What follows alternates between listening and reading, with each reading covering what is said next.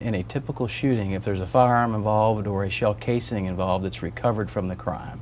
When there's a fatality and there's a gun involved, typically that firearm and that shell casing will go to the laboratory and they'll compare it in their database to other shootings to see if that particular firearm was used in other crimes, which is a tool.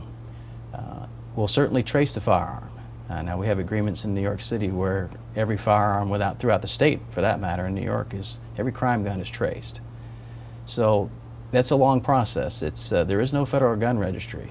So it's a backwards process. The firearm serial number will go back to the original manufacturer and it'll be traced back through a wholesaler and then to a firearms dealer, and then it'll identify who the firearms purchaser was.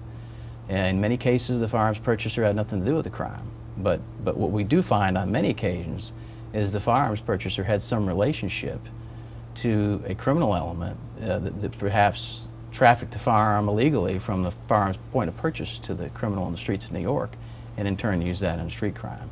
And typically there's a family member or a friend involved. It's very difficult for a New York resident to go to another state and buy a handgun from a licensee. Most of the licensees, by and large, are very familiar with the laws and making great efforts to try and not sell to people that can't have firearms. So what you'll see is a cousin of a criminal in another state. And the cousin will go to the dealer at the New York resident's request and buy a handgun at this dealer, a handgun at the next dealer, a handgun at the next dealer, traffic them illegally to New York, and then they'll find their way to the gangs in the streets.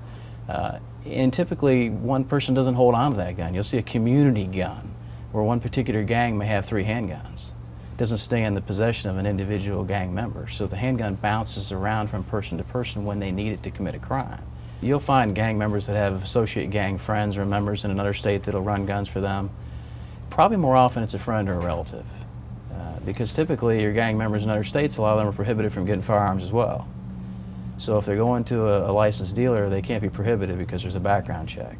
So for licensed dealer transactions, which is where we're seeing a lot of firearms coming from, it's a friend or a family member that's doing a favor for the gang member or the violent criminal in this area.